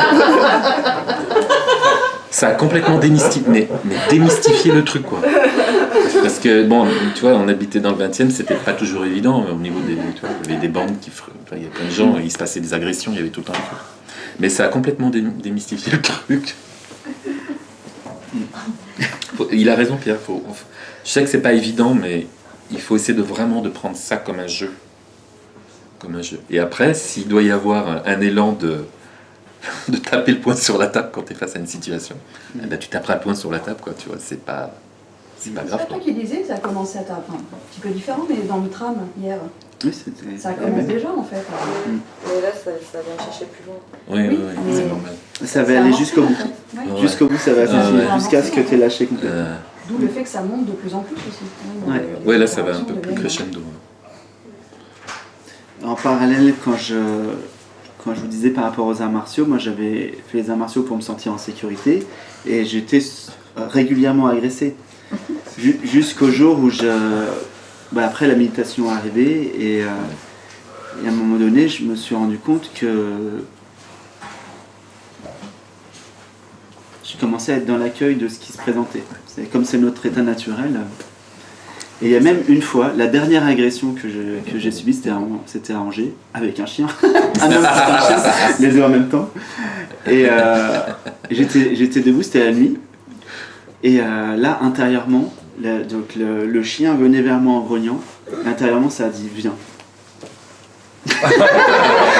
Mais viens pas pour se battre, hein. C'était viens, je m'en fous, viens, fais ce que tu veux, je m'en fous. Et en fait, ça a complètement lâché, le chien il s'est arrêté juste là. Ah oui, il est reparti en remontant la queue après.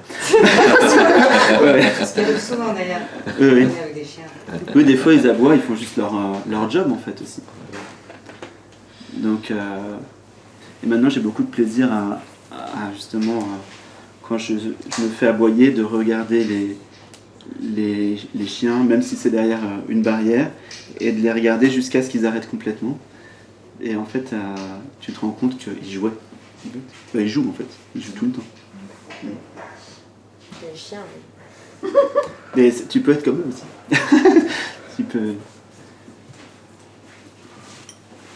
Tu peux sortir de ce scénario. Mm.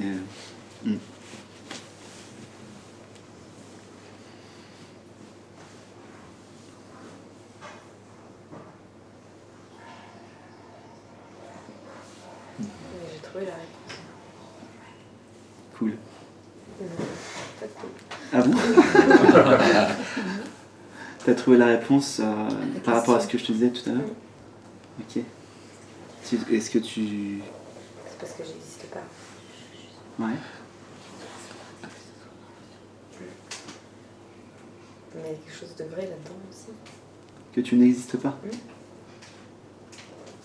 Et qu'est-ce qui te fait croire que tu n'existes pas?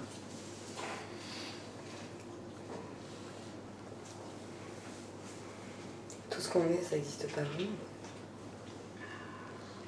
Enfin, Tout dépend de ce que tu définis par tout ce qu'on est. Ouais. Et tout dépend de la définition que tu mets sur le mot exister. Comment tu vois ça, toi? C'est ça surtout.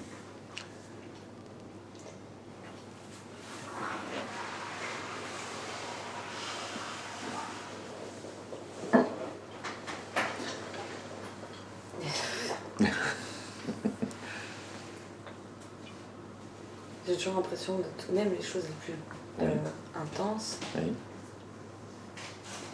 J'ai toujours l'impression que c'est que du semblant, c'est que du faux. Ouais, ça c'est très bien. En fait, c'est assez classique. Chez le chercheur spirituel, il y a très très fréquemment cette sensation que tout est du carton-pâte. Et c'est normal. C'est normal. Je sais que c'est pas forcément confortable, mais c'est parce qu'il y a quelque chose en toi qui cherche le goût de la vie, l'essence même de la vie. Mais même dans les moments...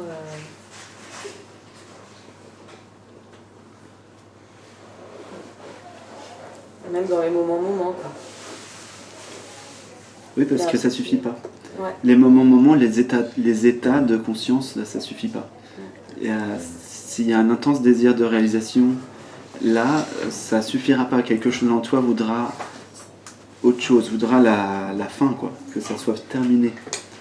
Le seul accomplissement, la seule fin définitive dans l'expérience.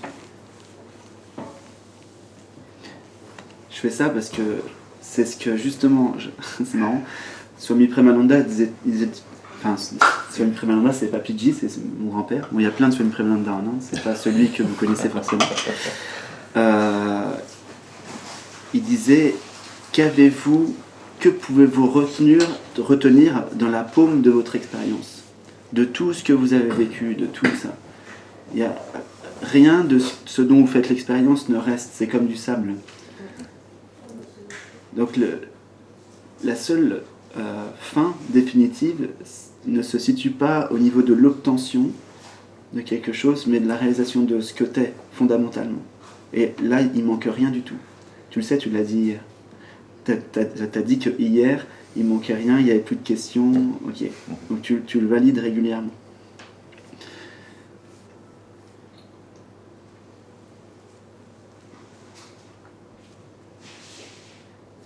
Et traditionnellement, on dit qu'il n'y a que deux courants pour avoir le bonheur qu'on cherche tous. c'est soit tu essayes de chercher dans la manifestation, ça on appelle ça avidya-maya, le chemin de l'ignorance, ou soit tu vas par là, dans l'intériorité, ça on appelle ça le chemin de la connaissance. Et il n'y a pas d'autre choix. Si tu vas par là, forcément tu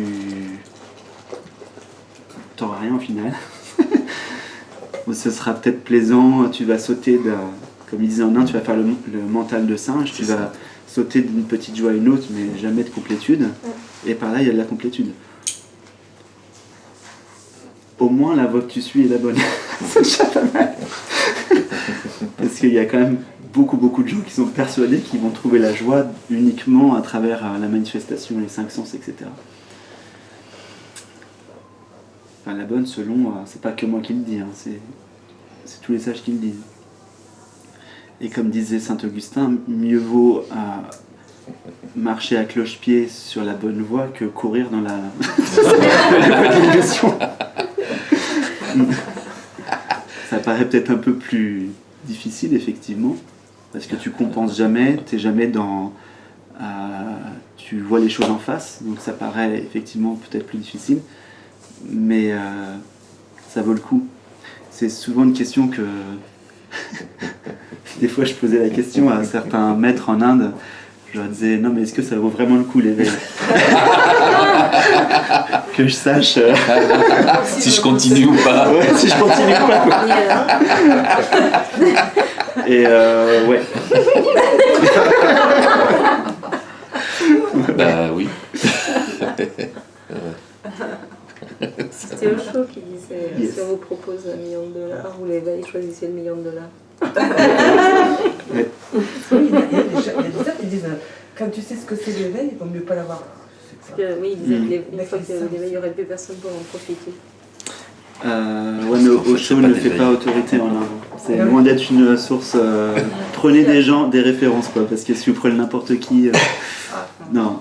Oui, Ah ouais, bah regardez la fin de la vie problématique de d'Osho. prendre des références, c'est que les références, elles se contredisent. Non, aucun. Non. Tous les sages authentiques ne se disent la même chose. Ouais. C'est pour ça qu'il faut prendre des Justement, références. je voudrais vraiment une question de tarode. Vas-y. Le taraude. Après, je vais y réfléchir. Alors, je vais pas la sortir ici. T'as raison. Vas-y. Voilà. Justement, par rapport à cette problématique, la vision que vous me donnez de la Kundalini, dans les textes que j'ai lus, Ouais. ils disent que la Kundalini, c'est l'essence de la femme. Ouais. Et c'est le pouvoir de création de Dieu. Ouais.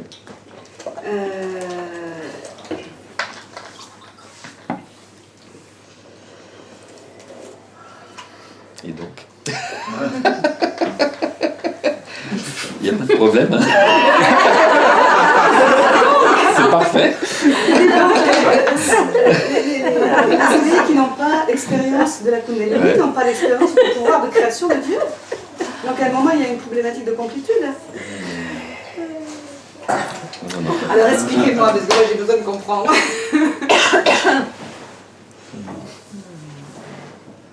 Il faut simplifier les choses. C'est clair. Si c'était Le, aussi pou- simple. le pouvoir de création de Dieu, Ça l'est. C'est très simple. Le pouvoir de création de Dieu, c'est maintenant tout de suite. Oui. Là. Et il n'y a pas besoin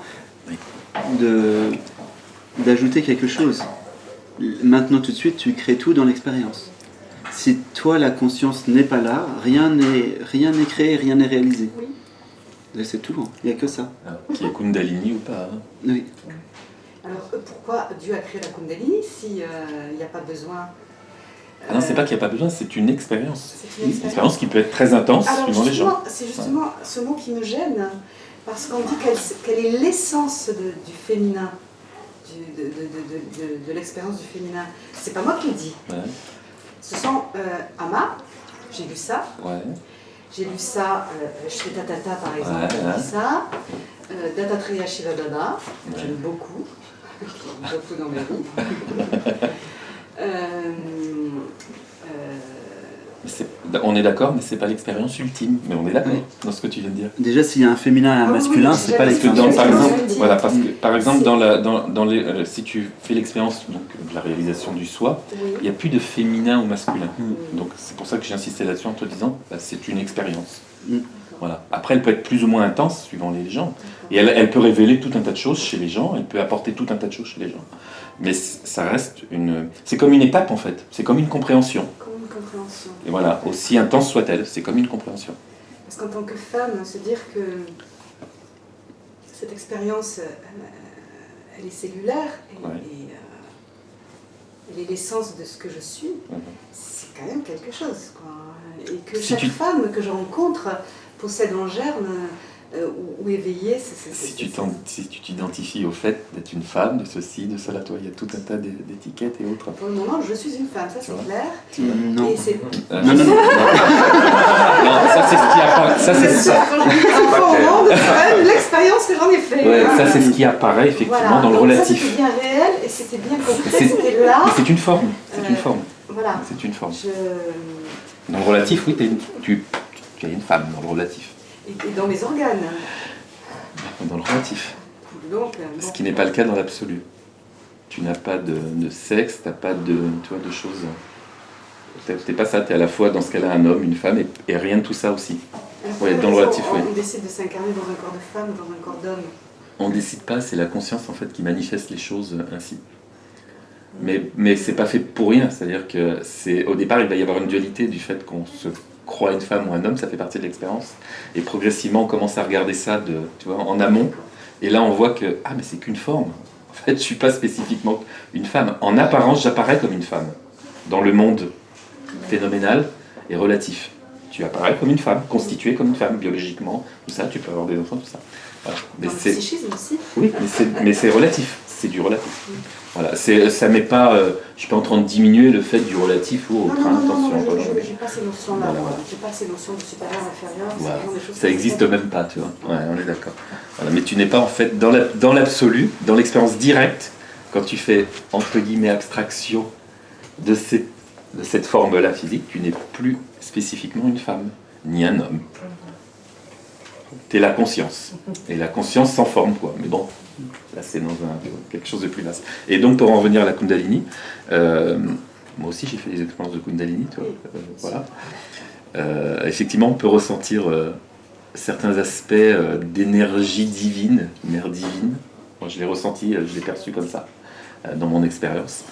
Ça m'a amené beaucoup de choses, ça a même dynamisé les centres d'énergie, l'ajna chakra, ça a permis une espèce d'une forme de clairvoyance extrêmement poussée, etc. etc. lumière Donc, qui descend, ouais, souvent. alors moi je l'aperçois. Alors moi j'avais pas de lumière qui descendait, tout venait de l'intérieur, tout émanait Voilà. intérieurement et pas intérieurement dans le corps physique, intérieurement non localisable. Il n'y a pas de localisation. Et ça a explosé, c'est-à-dire qu'en fait j'ai vécu une explosion comme si c'était une supernova, quoi. Voilà, j'ai cru même que j'allais, sur le coup, ça faisait comme un truc de folie ou autre. Donc je sais, mais par contre, il y avait comme une évidence, pas une certitude, une évidence, quelque chose d'infus qui disait c'est une expérience. Mais sans parole, sans mots, c'était là, quoi. Donc voilà, c'est comme ça que j'ai su que en fait, c'était pas l'aboutissement, c'était pas la réalisation absolue, mais c'était une expérience et qu'on pouvait passer par là. Et je connais des gens qui ont réalisé le souhait. Tu leur parles de la Kundalini, ils sont au fin fond de la campagne, ils n'ont jamais entendu parler de ça, quoi, tu vois. Et pourtant, ils se sont trouvés face à un moment donné avec des maîtres indiens ou autres, et qui leur disaient, mais pourquoi vous êtes là? Ils disaient, je sais pas, j'ai eu l'élan, ça sert à rien, c'est déjà fait. Tu vois, genre, vous êtes déjà réalisé, qu'est-ce que vous foutez là, quoi? Et ils n'avaient jamais vécu, tu vois, de trucs comme ça. Alors, pour quelle raison ils étaient là? Oui, mais les choses se font Oui. comme ça, tu sais, il n'y a pas de raison, en fait, aux choses. Il y a une raison que quand tu les prends d'une façon humaine. Quand tu les prends comme un humain, et que tu t'identifies à un humain, une femme, un C'est homme, un autre, extraordinaire de s'identifier à l'humain aussi. ça fait partie, C'est merveilleux. mais ça fait partie de On l'expérience. dit des choses. On est d'accord, ça fait partie de l'expérience. Voilà. On est ok là-dessus. Mais quand tu passes par là, uniquement par là, et que tu t'identifies qu'à ça quelque part, à un moment donné, tu perçois pas ce que tu es vraiment, quoi. Tu peux pas le percevoir. C'est le petit bout de la lorgnette. Mais attention, on le dissocie pas, parce qu'effectivement, ça fait partie intégrante du soi. Il n'y a pas de dissociation. C'est aussi le soi. Sauf que souvent, on a du mal à percevoir l'absolu en étant pleinement identifié à la manifestation ou à l'incarnation physique. Parce que ça crée comme des filtres, en fait. Comme des couches. Parce que ce qu'on appelle la maya, quoi, comme des voiles. Donc, tant que tu restes là-dedans, bien sûr, tu vas faire des merveilleuses expériences, des trucs sublimes. comme disent la plupart des maîtres, ça reste des expériences, d'accord? Aussi belles soient-elles, aussi intenses soient-elles, aussi merveilleuses, aussi lumineuses soient-elles, aussi autant d'amour qu'il y ait, tu vois, et de compassion. Ouais, ça reste encore des expériences. Donc tous les maîtres le disent, et là ils sont d'accord là-dessus quand même, ne vous attachez pas à l'expérience et aux fruits de l'expérience. Donc, Enfin, les gouttes aussi, quand même. bien sûr, naturellement, ça s'accueille. Hein. Ça s'accueille. De toute façon, tu ne peux pas faire autrement que de ne pas accueillir. Ça s'accueille de fait. Justement parce que derrière, il y a la conscience. Donc de fait, tout ce qui se passe, d'abord, c'est pas de ta volonté, il n'y a pas de volonté derrière ça. Et ça se fait spontanément. Donc ça s'accueille de fait. Voilà. Mais ce ne sont que des expériences. Et quand je dis ce ne sont que des expériences, je ne suis pas en train de minimiser. Oui, non, mais voilà. j'ai pas cette On est notion d'accord. supérieure inférieure. Donc ça fait partie des expériences que tous les êtres, entre guillemets, incarnés, je dis entre guillemets incarnés parce que pour la conscience, il n'y a pas d'incarnation. Voilà, vivent ou peuvent vivre, voilà, expérimenter. Alors, est-ce que c'est ce qu'on appelle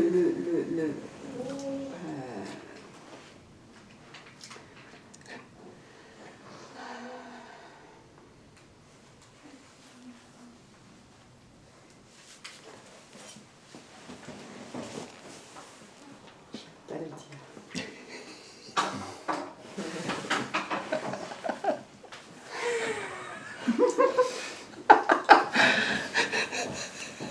À un moment donné, il y a des choses qu'on ne peut pas dire. Hein.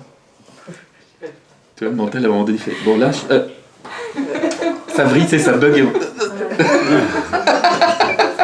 Ça aussi, ça s'accueille.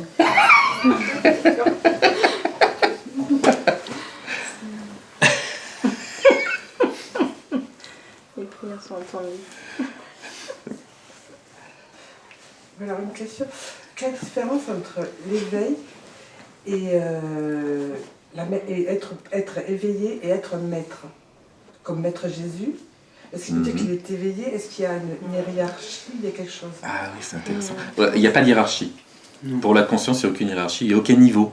Donc, ça c'est encore des notions humaines. Des maîtres, alors. Mais c'est les gens qui donnent ce titre-là. Exactement ce que j'ai dit. C'est comme des casquettes en fait. Aucun éveillé ne dit je suis éveillé. C'est, je veux dire, non. Ça veut rien dire parce que quand tu réalises le soi, tu vois que tout le monde. Exactement, tout le monde est pareil. C'est pour ça qu'il n'y a pas de hiérarchie de niveau. Alors voilà, c'est pour ça alors, en plus ils disent oui, il n'y a pas beaucoup de maîtres femmes. Alors, comment ils peuvent dire ça alors? C'est faux. Il y a des éveillés, de toute façon des êtres qui ont réalisé le soi, il y a autant de femmes ou d'hommes, ça importe peu. Dans Quoi, l'enseignement, j'ai lu ça, je sais ce que ça veut dire. Ouais, ça importe peu. Quoique moi j'ai une amie qu'on a en commun, qui était persuadée qu'il y avait principalement que des hommes et pratiquement aucune femme, quoi, tu vois. Et je lui dis c'est quoi cette histoire encore? Il y a plein de femmes qui ont réalisé le soi, peut-être même plus, il n'y a pas de problème là-dessus, quoi. Et elle en était persuadée. Il y en a beaucoup. Il y en a plein, mais elles sont peut-être moins connues médiatiquement, j'allais dire. Oui. Il y en a plein. Oui, il y en a beaucoup. Voilà. Il y en a beaucoup. Même en France. Ah ouais, même dans le monde entier. Hein. Il y a pas mal de saintes déjà dans la religion catholique. Oui, Il y en a tout à fait. beaucoup déjà. Tout à fait. Exactement. Mahananda Moyi, Amma, Oui, mais là, il parlait que des maîtres femmes, il parlait que de Manandari et de Amma. Oui, bien sûr. Après bien les sûr. autres. Mais il y en a d'autres, il y en a plein d'autres. Hein. Ah oui, il y en a plein. Il y en a plein d'autres. Bon, on en entend peut-être moins parler. Ben oui. Mais il y en a beaucoup. Et en plus, elles sont vraiment renommées, certaines, mais sauf que ça va pas au-delà des fois des frontières ou de la région d'où elles sont. Il y a des gens qui viennent les voir et tout ça. Misogynie, quoi. Mais j'ai des amis qui allaient voir qui essayaient de voir parce que c'était pas évident, elle était difficile, accessible. Elle avait une grotte dans les Himalayas, mais je sais plus quelle, très très haut, parmi les plus hauts. Et c'était une femme qui donnait à manger souvent au corbeau. C'est comme ça que les gens ont réussi à faire des fois des clichés et à la photographier quand elle sortait de la grotte. Elle était toujours habillée en guenille et tout. Et en fait, des babas, des saints de partout de toute l'Inde, des fois quittaient même leur propre retraite pour aller la rencontrer et avoir ses bénédictions. Mais j'arrive pas à me souvenir de son nom, il me l'avait dit, mais c'est un truc à rallonge encore, tu vois. Et elle est réputée, mais médiatiquement parlant, elle est pas connue. Non. Et pourtant, même des grands babas, des saints, tout ça, ils allaient la voir pour recevoir. Donc, bon. Il y en a pas très peu. Mais il y en a. Après, je sais pas si misogyne. Oui, non mais... Parce que dans le contexte de l'Inde traditionnelle, c'est vrai que il n'y a pas très souvent des femmes qui sont par exemple à la tête d'un ashram dans le contexte de l'Inde traditionnelle. Donc là-bas aussi, c'est mal vu c'est très mal vu par. Oui, bien sûr, dans la culture traditionnelle. Voilà, ouais. les hindous, les brahmines, tout ça. Voilà. Oui, il y en a plein qui oui, je sais, j'avais Ouais. entendu certaines critiques et jugements. C'est pareil, hein. Mais traditionnellement, il n'y a pas de brahman femme, par exemple, C'est qui transmettent les... C'est pour ça que Swami Premananda, moi je suivais l'enseignement de notre Swami Premananda l'Avatar. Ouais, mais je parle pas du même là. Oui, oui. Ouais. Et il a fait des femmes qui font des rituels brahmaniques. Ça t'a plu quoi. Oui. Non, bien sûr que non. Bah ouais. Mm. Bah ouais, On il y a l'a une- éliminé, bon. il y a une dimension culturelle et culturelle en Inde qui est très ancienne, qui a des milliers et des milliers d'années, et du coup, bah, il y en a qui sont très catégoriques quoi, là-dessus, et qui veulent pas que ça change, mais bon. Et des fois, ça passe par des problèmes de traduction. Très souvent, d'ailleurs. Ou des problèmes de compréhension. Il y a certains... À un moment donné, il y a un groupe de femmes qui vient voir Manandamayi, un groupe de femmes, ouais, c'est ça. Ouais, et qui posent la question, qui disent les hommes nous ont dit que seul l'homme réalise le soi. Et c'est vrai qu'il y a des écritures où c'est écrit seul l'homme réalise le soi. Mais en fait, ça parle de l'humain en général, c'est pas que l'homme masculin. C'est la traduction là. Et donc Manandamayi, elle regarde partout autour. Évidemment, il y avait plein d'hommes. Elle a dit, c'est vrai, seul l'homme réalise le soi. Mais là, je vois pas d'homme.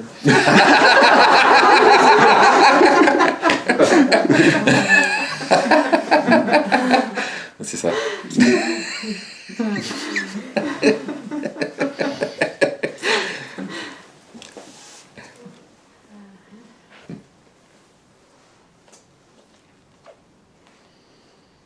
Est-ce que tout est prédestiné? Ça dépend. Du point de vue relatif, oui. C'est-à-dire la somme de tes croyances et de tes conditionnements vont créer tout le devenir. Tout est déjà planifié selon comment tu crois.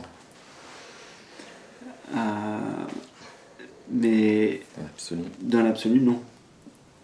Puisque si tu pars de la conscience absolue, si tu sors des conditionnements, des schémas et que tu les prends plus pour vrai, alors tout peut changer. Tout peut changer. Et à Parce chaque que tu es la seconde, conscience quoi. absolue. Ouais.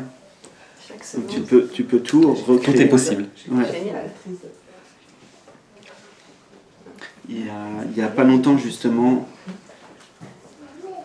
dans Star Wars, Yoda il dit une phrase.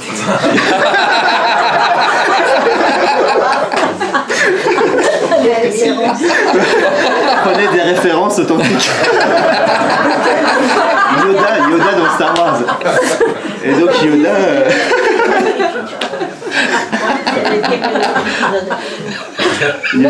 Yoda dit à un moment donné en constant mouvement est l'avenir. Ouais. Et en fait, c'est vrai d'un certain point de vue. Ouais.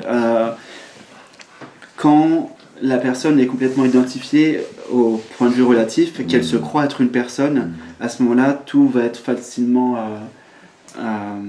comment dire, prévisible. Mais lorsque la personne commence à se détacher d'un conditionnement, alors à ce moment-là, ouais, tout est possible, elle peut tout recréer en permanence. C'est ce qu'on disait par exemple tout à l'heure avec... hier donc. Ça me va, hein. Pas de problème. Avec la voyante. Il y a une voyante qui m'a dit, pour vous, Il y aura pas c'était de- quoi? Il n'y aura pas pas de d'éveil. réalisation, il n'y aura Ouais. pas d'éveil. Et en fait, elle ne pouvait pas le voir, ça lui échappe. Elle ne peut pas le voir. C'est pas dans le film, c'est hors du film. Si tu crois être faut prendre la métaphore du film pour comprendre bien ça. Si tu crois être le personnage du film, tu vas suivre l'histoire du personnage du film. Si tu sors du film et que tu te rends compte que tu n'es pas le personnage, que toi tu es le projecteur, la lumière qui crée le film, à ce moment-là tout est possible. Mais vraiment tout. Tu peux tout recréer. Donc il n'y a plus... Tout est possible. Puis il n'y a pas de limite. Oui, il n'y a aucune limite. Il n'y a aucune limite. Ouais, il n'y a aucune limite. Mais la conscience, elle a quand même, après l'éveil, un plan? Ou pas? Non, il n'y a pas de plan. Non, c'est pas une question de plan, Ouais. c'est une Dans question ce de que jouer à c'est- s'expérimenter. Au moment de l'éveil, tu avais entendu, tu avais dit je veux m'unir à toi et j'en parlerai autour de moi. Quelque chose comme ça. Enfin, Ouais. je parle. Parce que c'est venu spontanément. C'est venu spontanément, c'était... Spontanément. En fait, ici, ce qui se passe réellement, c'est que maintenant, tout de suite, la totalité même du plan relatif pour vous-même est disponible. Il y a un moment donné où j'ai une phase de dépression carton-pâte, comme ce que tu décrivais, où je voyais vraiment plus aucun sens à la vie, ça n'avait plus aucun intérêt. Et donc j'avais beau méditer, en plus je ressentais plus rien à cette époque-là. J'avais plus, je ressentais rien, quoi, Ça, aucune joie. c'était un peu avant l'éveil ou C'était le moment bien longtemps avant, j'avais peut-être 24 ans, quelque chose comme ça. Donc c'était peut-être 5 ans après que je commence ma sadhana. Et là je ne ressentais plus rien. Et donc je demande intensément je sais pas, à la source, je sais plus comment je disais à l'époque, la source, je crois, je dis pas Dieu, un signe, quelque chose pour m'aider, quoi, parce que je me sentais au fond du trou. Et au moment d'aller me coucher, le corps s'endort, et dans l'état hypnagogique, entre sommeil et éveil, il y a un état à un moment donné qui est un peu comme un état méditatif. J'étais très conscient, hein. Et là j'ai vu une lumière avec un être arrivé, et que je trouvais très beau, et là à nouveau il y a eu le même truc du cœur qui a dit je veux me marier à toi, je veux m'unir à toi, je veux devenir comme toi. Et ça s'est approché, ça s'est devenu de plus en plus net, et en fait j'ai vu ma tête de maintenant. Donc j'avais 24 ans, toi. Donc en fait, et tout était déjà créé, tout était déjà fait. Mais sauf que des fois on oscille, j'avais quand même des doutes après. Sur le coup j'avais plus aucun doute, ça m'a complètement apaisé. Mais après, je me disais, non, mais ça se trouve, on s'en remet des couches, quoi. Mais déjà, il ne peut pas y avoir une aspiration intense dans le cœur. C'est pas comme ça. S'il y a cette aspiration intense dans le cœur, c'est que quelque part dans l'histoire, il y a quelque chose qui va se passer. C'est obligé, ça ne se fait pas comme ça. Sincère, hein, je parle. Hein. Pas je veux être un super personnage spirituel pour briller devant les autres. Faut être honnête avec soi-même. Faut se dire je veux vraiment la vérité. Tu vois, pas la liberté ou quelque chose qui me parle. Mais, ce que nous sommes déjà. Voilà. Nous sommes censés être. Ce que nous sommes déjà. Ouais. Je vais bien vous croire sur parole alors. Mais c'est une clé aussi. De croire sur parole et d'accepter qu'on ne sait pas. En fait, quand on a un souhait sincère dans le cœur, c'est qu'il est quelque part, il est déjà réalisé. Oui. C'est ça Oui. que tu dis. Parce qu'il serait pas arrivé, le souhait ne serait pas arrivé si c'était pas déjà arrivé dans le futur. Et raison C'est pour déjà laquelle arrivé ça dans le nous futur. arrive à un moment donné. Oui. Ouais, même quand tu fais une prière, d'ailleurs c'est ce qu'il dit le Christ, tout ce que vous demanderez en mon nom dans une prière pleine de foi, croyez que vous l'avez déjà reçu et cela vous sera accordé. Ça veut dire que tu sais en toi, t'as aucun doute quoi, que c'est déjà là. Le secret, c'est Et donc quand on prie pour la réalisation des autres aussi. Bah, les autres c'est toi. Quand tu pries pour la réalisation des autres, tu parles de ta réalisation aussi, enfin tu vois, de la réalisation. Quoi.